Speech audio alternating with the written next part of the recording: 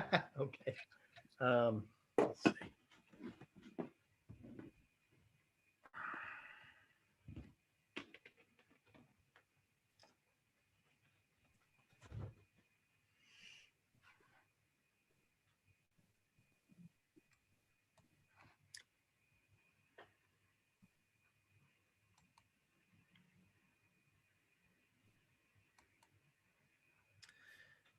And we are here.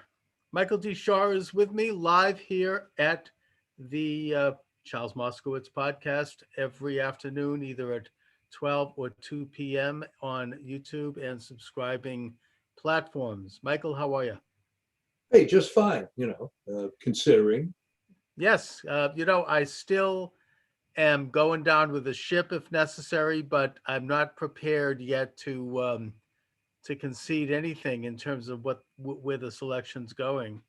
I have not begun to fight, yes. And, I mean, it certainly is discouraging when you see not just the mainstream media, allowing Biden to play president, but also a lot of Republicans are now starting to jump ship, including, it appears, Attorney General Bill Barr. Well, I always thought Barr was a swamp creature. He was a Bushy after all. He was. And, there was a lot of talk from him about investigating the business of the FISA warrant and all of that. Nothing ever came of it. I mean, he just, kind of dragged his feet. And I think now he's shown his true colors. That's my opinion. Well, I mean, so many of these people do toward the end. The one that, I don't know, it troubled me, but I guess I should never have been surprised. Some months after, I believe Obama won, you may remember that G.W. Bush's wife suddenly came out rabid pro-abortion. And it's like, the mask has to come off. Yeah, well, I mean, that was typical of the Bushes. I mean, they're like, establishment swamp figures. Yeah. And this is why people supported Trump. Well, I mean, here was the problem. Trump started off trying to get a non-swamp attorney general, and you saw how that worked out. Yeah, very, very bad. And I hope that if he does prevail, and I do think there's still a good chance, he's going to put Sidney Powell in there. Well, that would be great. But I think you see what's happening is that take yourself out of the politics for a second and look at the PCR COVID testing. Mm-hmm. All of these reports coming out saying how many false positives there are. In fact, there was a major lawsuit in Portugal that had to do with German tourists who were being detained because of a positive test, only to find out that they were not sick at all. Mm-hmm. Forget the fact that this lawsuit got almost no publicity in the US, but there have been several papers about how these PCR tests are unreliable, including Fauci himself complaining about the number of cycles, yet it doesn't matter. Well, I think that is trickling out, and that a lot of people are, first it tested positive, then negative, and well, look at Elon vice Musk. Versa. Yeah. 4 times in one day. 2 positive, 2 negative with the same machine, the same nurse. That should have just kicked it in the butt, but somehow it was typical of many medical memes, if you will, where all this stuff comes out saying that, well, what you believe is wrong. And well, the classic that I always quote is the Accord study from 2008, which was looking at if you do intensive glycemic control on diabetics, does that help health outcomes, specifically coronary heart disease? Well, it turns out that not only does it not help, it hurts these people. They were dying, so they had to call off the study. And the official reaction was at the time, well, that's very interesting, but ho-hum. And it went on with the same thing. It's only until about a year ago that individual physicians decided that maybe intensive glycemic control is not a great idea. Okay. Yeah, I mean, that's sort of how this whole rotten Yeah. turtle-like establishment in the medical profession works. It just kind of inches along and nothing really changes. I guess, Mike, what do you think of the vaccine at this point? Do you think that it's going to be effective, Well, that's or the what? key question. All right. There's two things you need. Well, there's three things you need with a drug. Is it safe? Is it effective? And do you actually need it? Is it better than existing products? Obviously, there is no existing product. So it comes down to, is it safe and effective? Well, it has to be very safe because it's a messenger RNA based vaccine, which means we're not giving you the organism. In fact, we're giving you the messenger RNA, which will cause your own body to produce the antigen, therefore eliciting the immune response. So it's as safe as it could possibly be. The big question is how effective it is, and they've been remarkably silent on that.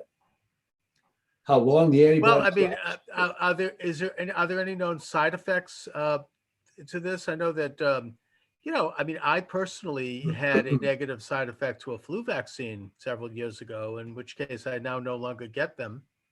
I didn't have But to be but but hospitalized, but look at the difference. The flu vaccine is a weakened or dead influenza virus. What they've done here is, well, they don't even give you the antigen.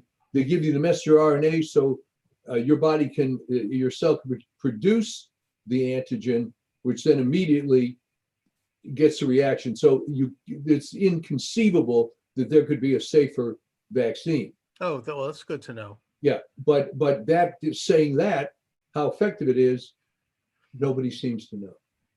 Well, I mean, I assume that they did a study and they got a percentage of people who were positively affected, I would guess. I don't know. What they looked at is, did they produce antibodies?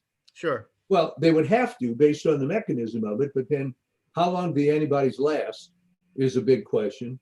Does it affect the T cells? Because most of your immunity comes from the T cells, and it's a matter of time, but that's the old story. If you were doing it the right way, you would allow enough time for all this to happen, but it's being rushed through, and some of this is going to have to be sorted out in the field. I mean, one of the things that allays some of my natural suspicions about this, and again, I would need to see proof when it happens, is that a lot of the doctors, the first responders, the nurses, the medical people, they're going to be the first people to get the vaccine. Right. And I don't think that they're going to allow themselves to get a vaccine unless they know it's safe. Yeah, well, again, it's safe. That's not the issue. Right. Okay. Yeah. Now, if I suppose that if we don't know the effectiveness of it, but if it's reasonably effective, it might mean that there'll be enough people with immunity that the virus itself will be driven away. No? Yeah, well, that's the thought. If you have the antibodies for 6 months, is that enough? At that point, the virus will probably be gone. If it doesn't have enough, people to jump to, of course, the problem is no virus is really ever gone. There's still a couple of hundred cases a year of polio. Right. I mean, I suppose and that's why we still get a booster shot, but maybe this might be an every 6 month type of thing. I don't know. I mean, which would be sort of impractical, but obviously it's better than people getting sick. But the point is, they'll just have to see. And now, Mike, you're a medical researcher and writer. You're a chemist. You've had 30 years of writing articles about medical issues, and occasionally you've uncovered a few scandals in your day that have resulted in genuine change due to exposure. Right. I guess that how. I mean, that's why I'm asking these questions. Yeah. How soon do you think this will be brought to the market? They're talking about it being imminent. One of the problems with the Pfizer vaccine is the temperature storage, but that is going to end up being more of a practical problem in outlying areas. The Moderna doesn't have quite that problem. I think there's a third from AstraZeneca. So it's a matter of arranging the logistics and then deciding who gets it first. Right. And well, they say it's going to be available at pharmacies by February. It's going to be a tough nut to have a vaccine that requires a minus 94 temperature available in pharmacies. As I understand it, it's stable at rational refrigeration temperatures for 3 to 5 days. How they're going to implement all of that, I don't know.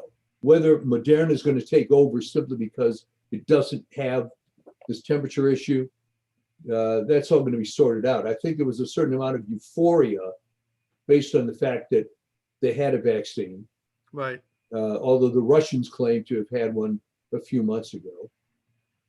And I'm not sure if the Chinese have one.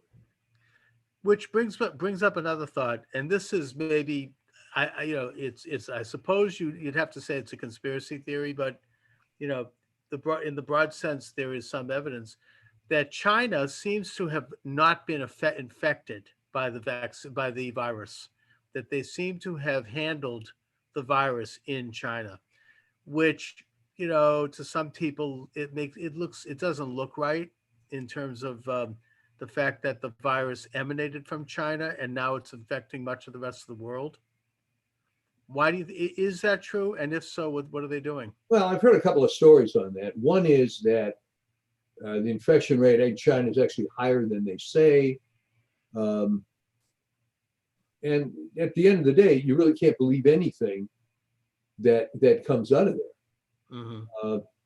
I don't see how it's possible that they didn't have some infection, because the original bat virus was native to China even before it was brought to that lab and supposedly modified, if you believe that. Right, I have no idea. I think that the way this has been handled by most Western countries has been abysmal. This idea of shutting down the world for a disease that is 99% survivable. I have no idea who came up with that. It's hard to believe there's not some sort of deeper plan here.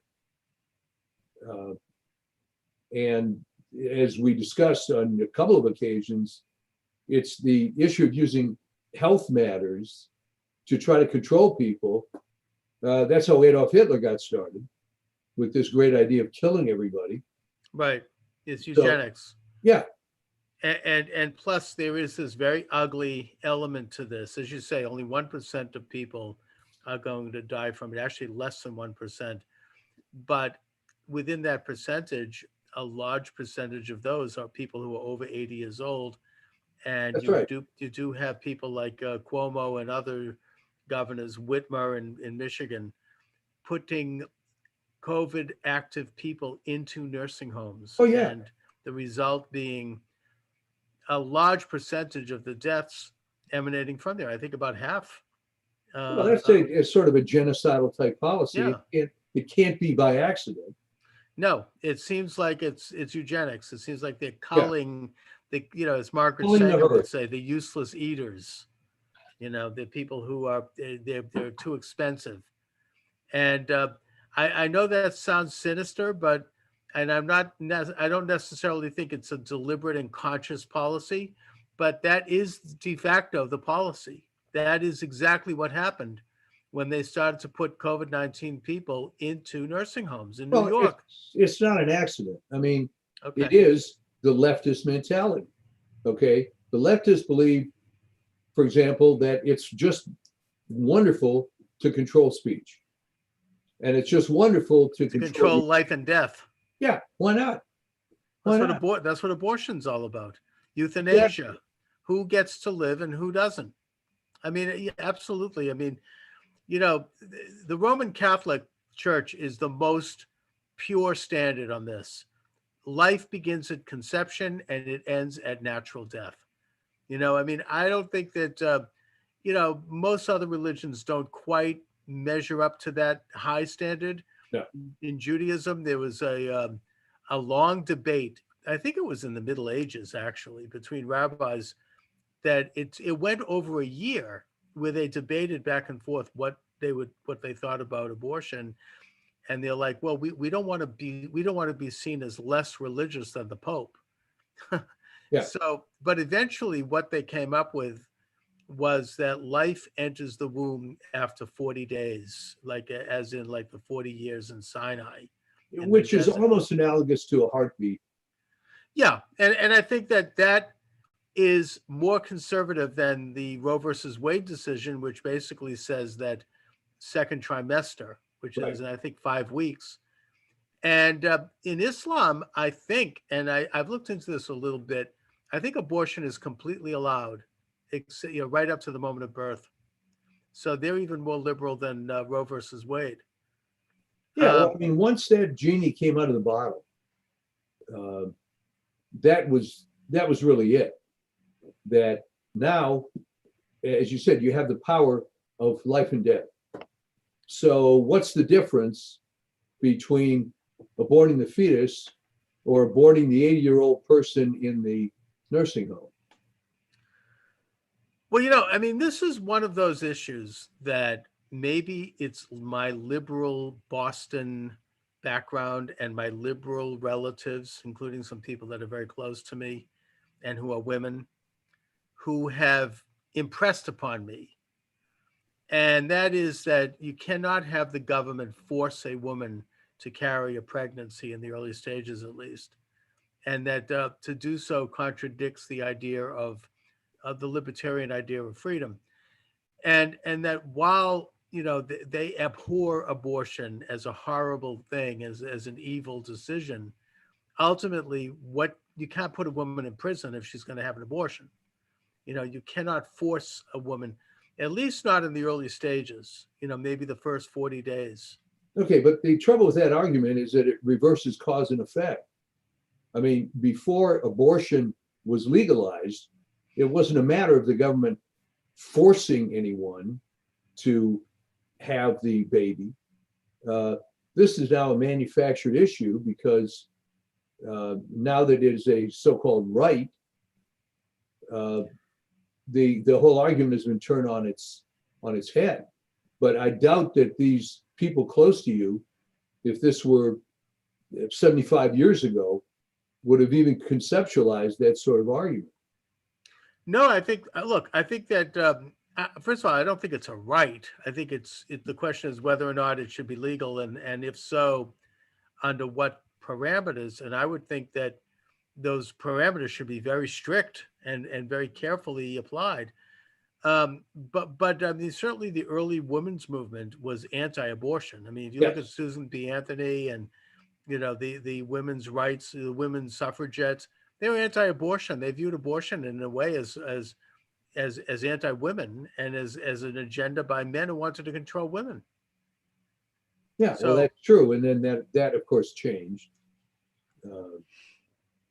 once it became, well, to do an abortion was the same whenever they did it in the Middle Ages or now, essentially. But the different factor was the birth control pill, which made that whole process more subject to human control. Well, it was always subject to human control. Of course. I mean, but I think that also, I mean, the argument that was made back in the 60s leading up to Roe versus Wade was that women were having, with the coat hangers and, the terrible abortions that were leading. Which, of course, was way overstated. Right. And I don't know. I mean, it's a complicated issue, but it's also a simple issue and it's a moral issue. And every society has to grapple with moral issues that transcend politics and religion. I mean, these are questions of life and death. Yeah, I mean, but here's the point. Once you cross that Rubicon, then you can have euthanasia for older people, or you can have forced euthanasia by putting them to the test with COVID, which I think. Well, that's completely immoral because, I mean, it's our obligation as human beings to try to make sure that, ensure that every single life is valued and is, you know, is prolonged as long as possible. That's a basic. That goes right back to the very Well, beginning. but this is the basic fallacy of the liberal mentality. They're all for social justice at large. When it comes down to the individual, that's never the case. Yeah, that's about it. I mean, for them, it's all this sort of abstract idea. It's a euphemism for really government control, Yeah. you know, essentially, which is not necessarily a human, and certainly usually isn't a social value. The social value lies with the person. Now, assuming the worst case scenario that we lose the Senate and the Biden administration comes in, I don't know how many of these big changes are necessarily going to be made, because remember, the same swamp inertia Yeah. is also And going to be there. I'm not even prepared to think about that yet. Oh, sorry. I Sorry. can't, I have people who want to come on my program who want to talk about, Gloom and doom. no, they want to talk about the Biden administration appointees and whether, and I just don't want to, I'm not prepared to discuss it. No, I won't, think, I'm not going to do it. Not I, yet. I, I think Not it has to be prepared. thought out. And it'll go to the Supreme Court in some manner. And we will just have to see. But it's beyond any doubt that there's been massive voter fraud in Oh the yeah, US. everyone knows it, and everybody. The thing that's most troubling about this, in a moral sense, is that so many people don't even care. They just want their guy. Either they just want their guy to win, or they're so they're so like marinated in Trump hatred Yeah. that they just don't care And there's about the fraud. They don't want to. They just want to kind of. It's like it's like in basketball. They were trying to run down the clock. They want to dribble the ball until the end and just get their guy in and stop Trump. That's all they care about. yeah, well, this is motivated by 100% pure hatred. And there's only two reasons for the hatred, by the way. One is most people, unfortunately, seem to be in favor of the status quo, no matter how bad it is. That's what's a unique human feature that I've never understood since I was a little kid. That given people complain and complain and complain, but given the opportunity to change something, they're always against it. The other thing is Trump was the most pro-life president. That's true. And those two factors were huge. Oh yeah. Oh, absolutely. Because even people who didn't get an abortion, there's a whole bunch of older women that didn't get them that apparently wanted to, and had this hatred. And there were a number of guys that's a sheer hatred. I mean, you're saying that yeah. they wanted to get an abortion, did not. They have children that probably are now adults, and Yeah. they wish they had. I think that kind of thing was their life would have been different If they had not had a child. That child at that time. Oh my God, that I can't even get my mind around that. Oh yeah, but that, well, I mean, why else would a 70-year-old woman be pro-abortion? Well, I mean, it's because they want to have younger women have choice. I don't know. Look, I mean, getting on to the subject of the election. Yes. What do you think is the road forward in terms of stopping this stealing and this coup d'etat from happening? I mean, I think it is still very possible. And, the way the mainstream media reports this thing, most Americans have no idea what's going on. They don't realize, all they hear about is, so-called President-elect Biden, which he's not. Yeah. No one is yet. And what the wonderful people he's going to do. And, they basically are marching along as if this is a fait accompli. And they might wake up one day pretty soon to discover that Trump's been reelected. And there were a lot of things going on that most Absolutely. average, but yet it is starting to come out, like those hearings in Pennsylvania, in Gettysburg.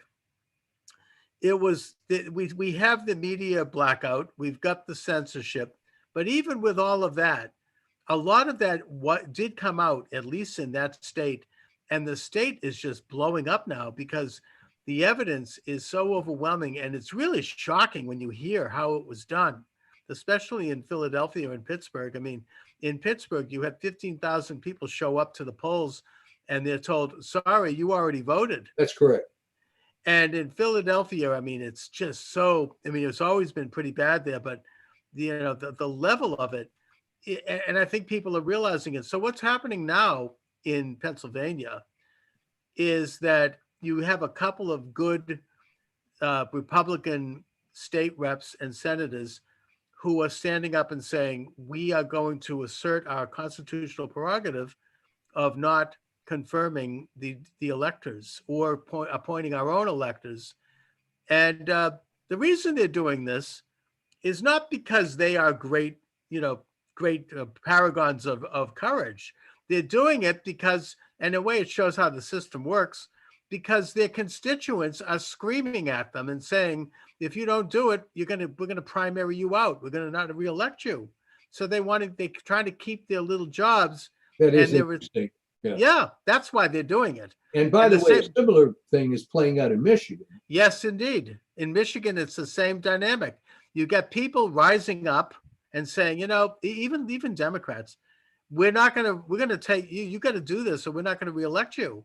Yeah. And so you have in Pennsylvania a genuine movement afoot to try to take back the right by the legislators to appoint electors. Now, one of the most interesting things going on, and the same thing is happening in Arizona and Nevada with hearings, but in Wisconsin, I think Wisconsin is the key. I think we have, the eyes, the nation's eyes are on Wisconsin, because in Wisconsin, apparently it's a very good government state going way back, where they had a lot of safeguards and laws to try to prevent election fraud. And one of those laws is that you cannot get an absentee ballot of any sort without formally requesting it in writing. And apparently there were 230 of those ballots that went out unsolicited. Now, the Trump team spent $3 million doing a recount in Milwaukee and Madison. And they're being mocked and made fun of, because in those recounts, they just recounted the already existing vote. Yeah. They eventually discovered that Biden picked up 60 votes. But what they're not talking about is the fact that 220 some odd ballots were discovered to have been absentee ballots that were unsolicited, and that those 230 ballots are now being sequestered. And the Trump administration, I believe as of today, according to, I just saw a statement from Jenna Ellis, one of the lawyers, is filing a lawsuit to have those ballots thrown out. Now, the state of Wisconsin legally has to throw those ballots out. And we're talking about 225,000 ballots, which probably are like 99% for Biden, right? If not 100%. Just like those drops. Could be more than 100%. Yeah, exactly. Like those midnight drops, they found in Pennsylvania. They had 600,000 votes tallied at 4:00 in the morning. And of those, 585,000 were for Biden. When they said that, the audience gasped. Yes. And they started laughing. I mean, it was like, what? It's statistically impossible. They had statisticians and data experts pointing out that this is, even in any circumstance, this is not possible. So what's going to happen then in Wisconsin is that if this lawsuit is able to be completed in time, and it is a game of, it is a running down of the clock here, then those votes will be thrown out, and Wisconsin's going to go to Trump. And if Wisconsin goes to Trump, that's the domino. Yeah, the dominoes start falling. Yeah, exactly. Then you're going to have all that's the death knell. So all eyes are on Wisconsin right now. And it's a question of whether or not there are enough honest people in the Wisconsin, judiciary to answer this thing and to hear this case. Well, you asked me the question a few minutes ago, and the simplified answer I would give is one of these cases is going to make it to the Supreme Court. And right. And there it goes. and we'll just have to see how it plays out. I don't know if you can get a court order to change the December 8th deadline. I don't think that's ever happened. If it does it go to the House? And if it goes to the House, Trump wins. Right. So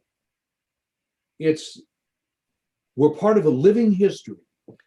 They like to say one of the talking points is, that Trump is not respecting democracy, right? Oh, really? Yeah. When in fact, the opposite's the truth. Democracy isn't some kind of a museum piece where you go and look at it through a piece of glass. It is institutions that have to be used and exercised. And this is what's going on. This is the process. And also Georgia's interesting to watch too, because there was so much of the old fashioned kind of corruption there with votes, showing up in garbage bins and that sort of thing, and dead people voting. Yeah. That now even that feckless, spineless Secretary of State over there, Brad Raffensperger, is finally stepping up and saying, we have to investigate this. There's so much evidence of just plain old fashioned fraud and at such a level that's unprecedented in that state. And he also grew a pair with respect to the January 5th election, where Right. he's really clamping down on these people trying to register in Georgia and so on. Oh yeah. I mean, already one of the candidates, I think Warnock, is now under investigation for literally having his campaign pay people to do voter harvesting and to vote. And people are, talking about moving into carpetbagging, moving into Yeah. the state and voting, which is illegal. And I mean, that's the kind of stuff they, by the way, do in New Hampshire. Yeah. I don't know if they did it this time, but Massachusetts people will go over the border, I wouldn't be surprised. But so anyway, these are things that are developing. Arizona had hearings yesterday, Yes. or Monday, which again was shocking. The level of and then of course the big. I don't even know if they're going to need this, but the more broad question is the Dominion servers brought up by Sidney Powell in her Kraken lawsuits in Georgia and Michigan, and I think she just filed in Wisconsin too. And that is this issue of these voting machines being hooked up to the internet and being manipulated during the vote, and Right. all shutting down at the same time when Trump had reached a certain level in these states. Now you have, apparently it's now been confirmed, I may be wrong here, but I think that there's been confirmation that on the night of the election, the Dominion the Dominion systems, the Smartmatic systems, which apparently have their origins in somewhere near Frankfurt, Germany, with these massive servers, were being manipulated from that location, and that a team of patriotic American military people showed up and confiscated that software. Right. Yeah. And there was a gun battle, and several people were killed. Now, we don't know much more about that, but we hope that those machines and that software is now in patriotic hands and is being analyzed. Yeah. I mean, there's just so much going on. And how come no one's ever commented, except you and me, about when Biden said we have the largest voter fraud operation in history?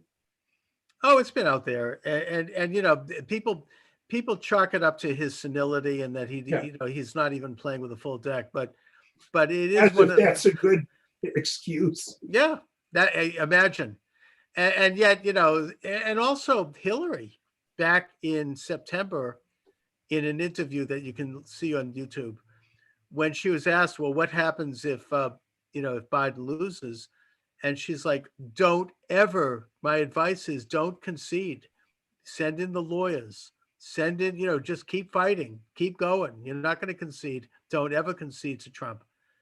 And yet now they're criticizing Trump for this. I mean, both sides were prepared to do this, and probably given the closeness of things, they were rightfully prepared. Although, if this scandal with the Dominion software is exposed properly, I think that this could put millions of votes back on the Trump line because they were either switched or canceled. And if we ever get to the bottom of that mess, it'll mean that Trump could have taken a landslide victory and possibly picked up other states, including California. Yeah. Well, I've always wondered about California, as I told you last time, Yeah. that how it went to 105% blue. Yeah, exactly. Because of because they're manipulating the machines. Yeah. I mean, I think that we're now finding out that the United States is one of the only countries in the world that uses these machines. Most European countries, they count the vote the old-fashioned way by hand. And if you have to wait, then tough. You make sure that every single vote is hand counted with witnesses and observers. Whatever happened to, I mean, you have now observers being put in pens and being kept away from observing. I seem to recall that former President Jimmy Carter was hailed as a great humanitarian and hero when in the 1990s, he and a team of people would go to places like Nicaragua and Taiwan and other countries to observe the vote, to have people watch the vote come in and to kind of, validate the vote. Now, all of a sudden, it's like the voting observer, we don't need them, right? Yeah, it's nice how all this comes out. And Trump had predicted, I don't think he had any idea how big the fraud was, but maybe he had heard some inkling of it. He mentioned Trump. I mean, he could have done more, and I think Trump should have done more. But he did mention a few weeks before that he said, "Be careful of Philadelphia," and so he didn't know. And of course, he was mocked for that. And also, just speaking of Jimmy Carter set up a Blue Ribbon Commission in the 1990s that was co-headed by himself and former Secretary of State James Baker to investigate whether or not these voting machines would be a good idea and to try to bring about reform. And they recommended not to do it. They said it's rife with potential fraud, and also mail-in balloting, rife with potential fraud. Well, here's the thing. You remember as a kid, you used to take those standardized tests. Right. And they were scored by an optical scanner because you filled in a dot or a square. And as I said the other time, all that's needed here, it's a simplistic database. Charles Moscowitz got this answer and so on, and it's tabulated. That's all you need. You don't need anything more elaborate. And just the notion of being able to observe this from the internet and manipulate it, just on its face, is ridiculous. Oh, by the way, it's actually illegal. They're not supposed to have those machines hooked up to the internet, but we now know that. We now know they were, which means they can be manipulated. And you speak of the filling out the oval. Sidney Powell has evidence and receipts and photographs and video and all of it as part of the lawsuit showing that huge scads of votes came in with the oval perfectly filled out, only for Biden and none of the other darn candidates, and that these showed up in massive numbers in Philadelphia and Detroit, and that in Arizona in Maricopa County you had the replacement of pens with the felt, and that felt meant that the oval, might have bled outside of the line, in which case the votes did not go through. And then once that happened, the voter had the option of either getting back in line and waiting again, or pressing this green button on the Smartmatic machine, which case the vote is then put into a pile somewhere and counted later. Counted by whom? We don't know. I mean, talk about, apparently they replaced all the pens just a few days before the election. Well, there was just hundreds of anecdotal bits here. We just have to see how it's so rotten. I can't believe that you find so many Americans willing to commit this kind of fraud. What kind of a mentality is that? I mean, where are their minds? Okay, it's a leftist mentality. Our cause is greater than the law. But there's so many of them in all these cities that they're willing to I mean, they have a video of this guy literally feeding in a UPS server into one of these machines, and and adding votes, and double voting. And I mean, these people are, I mean, it's so despicable that they would, and that none of them, or a few of them, maybe a handful, but for the most part, none of them have come forward to talk about this. But how many, okay, but you more than me have met hardcore leftists. Right. Yeah, that's And right. this Everything how is they think. exactly. This is their entire life. They have no morality. They have no religion. So what they're all about is they're trying to outdo what's his name, Saul Alinsky. Alinsky, yeah. It was this amoral individual, and this political machination was his entire life. Of course, it's never specified. All right, fine. So now you've brought the Bolsheviks to power. Now what's going to happen? It doesn't seem to go to that point. No, I mean, I think look, you're right. I mean, I do know enough people like that, and they don't care about whether or not there was voter fraud. In fact, they actually think it's probably a virtue if it means stopping Trump. Right. And they're willing to do this. In fact, they probably think it's heroic that they have been Well, manipulated. these are the same people that want Rudy Giuliani to be disbarred and Sidney Powell just because they're representing Trump. Oh, well, yeah. I mean, they're the same people that wanted to boycott Goya Beans because the CEO made a mildly pro-Trump statement. Yes. These are genuine revolutionary haters. Yeah. These are real hardcore, they don't, they talk about subverting democracy. I mean, these people are all over there. I mean, I remember before the election, and I go to the gym, I see this guy all the time. Then somebody had to ask him, well, who are you for? And not only, of course, is he for Biden, he said the most important thing that happens if Biden wins is that Trump could go to jail for all the crimes he's committed. That they're open about that. I've seen, this is the Tsar Nicholas II solution. Yeah.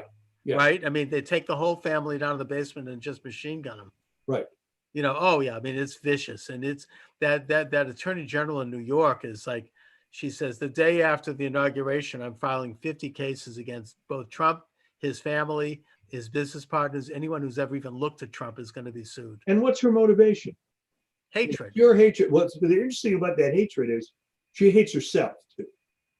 And she's talking about his foundation. Would she ever look at the Clinton Foundation? I mean, talk about her. Not to mention, apparently, the Biden Foundation for cancer research. They didn't give a friggin' nickel to anything remotely like researching cancer.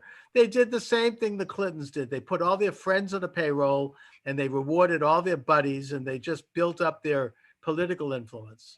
No one's talking about that. Talk about corruption.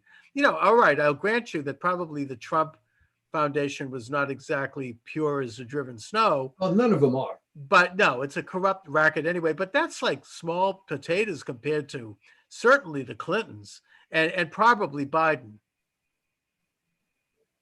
Anyhow, yikes. Yeah, well, it gives you something to write about. So when you do a history of this election later in 2021. Oh my God! I hope that we don't have to write about it, because I hope that they don't get away with it, and we have a great another 4 years. All right, what do you think if you walk down Boylston Street right now and stop a random person? What would he think about all this? I think that it depends on who you ask. I mean, I think most people, you get, people talk to me. I can tell you, people talk to me like, it's like prison out of the side of their mouth, especially at the synagogue. Chuck, we're with you, but don't tell anybody. Right? It's like, how they communicate in a prison. We're breaking out at 5. Meet us over at the barbed wire. Yeah. Right. Sort of like that. So I think there's that. I actually think that's why Trump won a landslide, is because those same people did vote for him. But you've got these hardcore people who live in another universe. I know those people.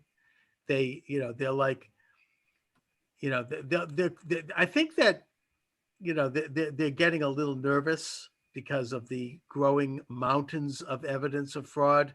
and they're just hoping to run down the clock, and they're getting a little bit more strident. I've seen this on, I do like TikTok, where I Yeah. debated some people, and Periscope, where, they're like becoming a little bit more ugly and more insulting, and, they're making nastier comments, which tells me they're getting nervous, hopefully. Well, that's good. I don't know how you have the stomach for that. I mean, it's enough. You do these programs where you're mostly interviewing people I would think more friendly to you. Then you get on some of these other media, and Katie barred the door with some of that stuff. Oh, it's yeah. I mean, and I could tell that they're getting more testy because they're starting to take personal pot shots at what I look like. That's when they've gone down. I'm fat, that kind of stuff. That's a good argument. Yeah. Well, that's when that they're like really reaching, because they're losing the argument. Anyway, but that's I don't mind. I mean, that's what I'm into political combat, and well, you've been doing this for a lot of years, and you haven't gotten burned out. I mean, no, it's an interesting Rorschach of what people are like. It's fascinating. I still keep up with all my online sources and some of the real fringe sources I use, but I'm getting very tired of watching even Lou Dobbs. Right. It's the same thing. Why doesn't Barr speak up? I mean, how many times can you do this? I know, and Hannity is starting to wear on my nerves. I mean, I like what I admire him in many ways, but it's like, you got to kind of, you're getting in a rut. You want to try to look at this thing a little differently. Maybe that's true about me too. I don't know. I mean, I certainly. You talk to different people. Yeah, that's true. I'm sure David Horowitz talks about things other than the election. Oh yeah, man. I also like to interview people from all sides. Yeah. And I just had on Jay Dyer on Monday. I don't know if you know who he is. He's excellent, really very insightful. And he actually talked about something that you referred to earlier, which is this great reset. Yes. And that there was this conference in Davos, Switzerland, a couple of months ago, where they talked about the great reset for the world. And these are people who are at the highest levels of influence. We're talking about big heads of corporations like, Bill Gates and them, and heads of government and heads of the central banks. They all get together for their usual concaves. And they talked about this so-called Great Reset. And they put up a video which went viral, and then they deleted it. And Jay Dyer talked about what that was. And some of the things in that are really pretty hairy. They want to stop, people from consuming meat. Yeah. They want to basically make sure that the United States is no longer a superpower. They want to end private property by making sure that everybody basically is a renter. Everybody basically, is property is a privilege, not a right. I mean, it's very explicit. And this is what we're faced with. I mean, this is what we're going to have to look at. And God forbid, if Biden is installed and the Republicans don't hold on to the Senate, goodbye sovereignty, goodbye freedom. I'm sorry. Well, people are making that prediction, but I would offer that these changes aren't so easy to come by. For the same reason, the inertia in the deep state to go in this radical direction. You may notice people like AOC, but the average, Democrat, useless office holder still has to answer to soccer moms that put them in there. And I have a hard time believing that they're going to go for all this crap. Yeah, I mean, look, on the other hand, yes, I feel optimistic about this country because in spite of the voter fraud and the manipulation, Republicans have taken back more state offices, more state senates and state legislatures. There's only a difference of 5 seats in the House, and that might even be reduced. Yeah, I think it actually I think they just lost another one. There are still recounts in, I think, 6 elections. They could lose the House. I mean, if all is that possible now? Well, all 6 of them, Republicans are ahead. and they're recounting, and there's one in New York State that apparently has a margin of just 6 votes. I mean, Yeah, it's yeah. with the Republican ahead. And, all of a sudden they're finding votes, this kind of thing. But the point, suddenly somebody drives up and they discover a box of votes in the trunk of their car. Yeah. But the point is that the Republicans have gained in the House, and if they can hold on to the Senate, and I think they will, then, and plus we have the Supreme Court. Yes. There are enough judges there now, thanks to Amy Coney Barrett, who actually are patriotic and who are going to read the Constitution. And if in fact our suspicion that Trump did win by a landslide, if that is true, even if they take him out, that's a lot of people. I just don't think that it's going to go, it's enough people to really have a genuine resistance. I hate to use that word, but that is what we're looking at. Yeah, well, I mean, that's the positive side of it. I mean, there's so many people on our side writing this gloom and doom that at Georgia Falls, that's it, and kiss it goodbye. Yeah, the end of the country. But no, there's been the end of the country, if you want to look at it that way, started a long, long time ago. Whether you want to talk about Woodrow Wilson or even farther back than that. Yeah. So it's just this chronological superiority that people have. Well, this crisis during my lifetime, this is the one. But I agree with that. I mean, it still will be a terrible setback. Oh, of course. And it'll be sad because we'll have lost this great opportunity to have continued progress and growth. Well, the first time we lost a great opportunity was when we controlled the House also. And Ryan just listened to that. I mean, what a disaster that was. Yeah, and now I think he's one of these people who is behind trying to get rid of Trump, from what I've heard. And you have these real. I mean, I know that we've been criticized for using this word, but I would say it anyways, these traitorous Republicans. Well, there's no other way to put it. Yeah. And this was another gift from Romney, by the way. Who the hell cared about Paul Ryan before Romney ran for president? Right. And now Romney is one of the worst. I mean, my former governor of Massachusetts, horrible. He actually voted an article of impeachment. And by the way, speaking of that, whatever happened to the whistleblowers? We now have 3 whistleblowers who say that they were driving trucks with ballots in them over state lines, hundreds, possibly tens of thousands, if not more, ballots. And they're blowing the whistle. All of a sudden we hear nothing. Yet, that one stupid whistleblower with the Trump perfect phone call. Oh my God. I mean, that was sacred.